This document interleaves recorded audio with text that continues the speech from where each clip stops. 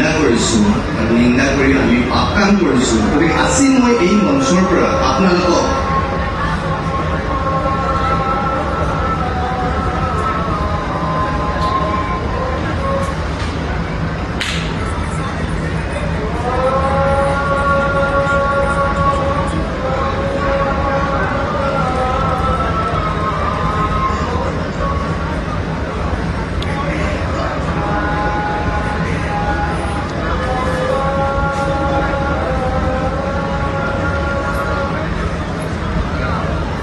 মোৰ কাৰণে সৌভাগ্যৰ বিষয় যে আজি শিৱসাগৰৰ মঞ্চত মই দেৱাদিদেৱ মহাদেৱৰ যে দেশত ঈশ্বৰ শক্তি ঈশ্বৰ চেতনাৰ দ্বাৰা জাগ্ৰত হৈ কেনেকৈ আমি আগুৱাই যাব পাৰোঁ তাৰ ওপৰত মোৰ মনৰ অনুভৱ হৈ আছিলোঁ। আৰু সেই সময়তে এই শিৱসাগৰৰ শিৱদৌলৰ কাষতে থকা মছজিদত আল্লাহৰ গুণানুকীৰ্তন হৈছে।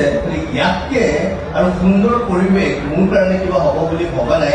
এয়াই ঈশ্বৰ, এয়াই সত্য, এয়াই সনাতন, এয়াই শুদ্ধ। গতিকে আজিৰ পৰা আমি ভাবোঁ সকলোৱে নিজৰ নিজৰ বিশ্বাসত, যদি মোৰ বিশ্বাসত যদি ভগৱান আছে বুলি মই ভাবিছোঁ, তেনেহ'লে আনৰ বিশ্বাসতো ভগৱান থাকিব পাৰিব। কাৰণ বিশ্বাস বোলাটো কথাটোৱেই আচলতে অন্ধ।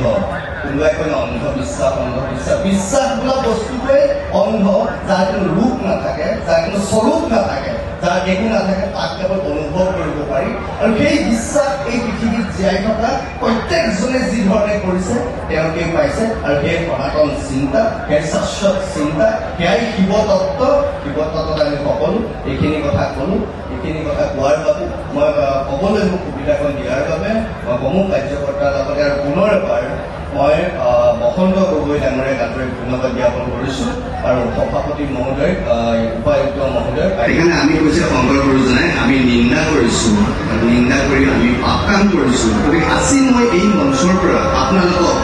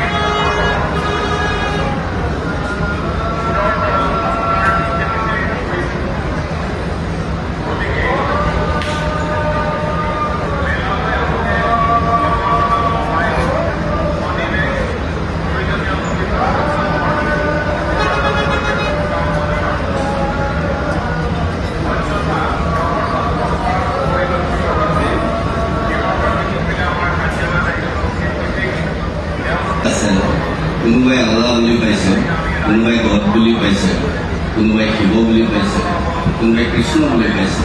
সকলো সত্তা যেতিয়া আমি কৈছোঁ যে ঈশ্বৰ সৰ্বশক্তিমান, ঈশ্বৰ সৰ্বব্যাপী, তেতিয়াহ'লে মোৰ ঈশ্বৰজন, আপোনাৰ ঈশ্বৰজন একেজন ঈশ্বৰ, হয়তো দেখাত বুজাত ভবাত আমাৰ তাৰতম্য আছে কাৰণেই, মানুহ মাত্ৰে আমাৰ ভুল হয় কাৰণে আমি ক'ৰবাত ঈশ্বৰৰ লগত যুদ্ধ কৰিব খোজোঁ।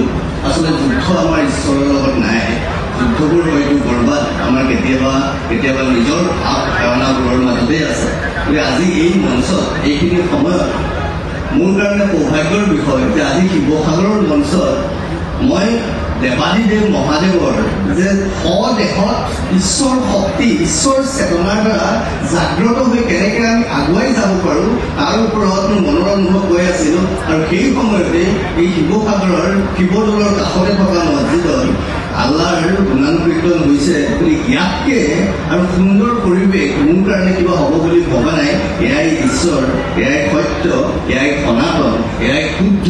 গতিকে আজিৰ পৰা আমি ভাবোঁ সকলোৱে নিজৰ নিজৰ বিশ্বাসত, যদি মোৰ বিশ্বাসত যদি ভগৱান আছে বুলি মই ভাবিছোঁ, তেনেহ'লে আনৰ বিশ্বাসতো ভগৱান থাকিব পাৰিব।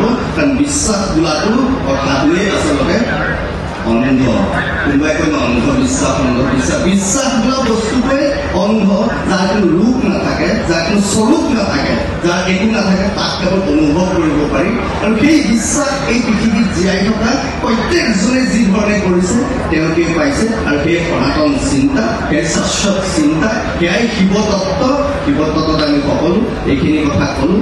এইখিনি কথা কোৱাৰ বাবে মই ক'বলৈ মোক সুবিধাখন দিয়াৰ বাবে মই সমূহ কাৰ্যকৰ্তাৰ লগতে আৰু পুনৰ এবাৰ মই বসন্ত গগৈ ডাঙৰীয়াক আন্তৰিক ধন্যবাদ জ্ঞাপন কৰিছোঁ। আৰু সভাপতি মহোদয়, উপায়ুক্ত মহোদয়, আয়ুষ গৰ্গ ডাঙৰীয়াক ধন্যবাদ জ্ঞাপন কৰি সকলোকে মঞ্চত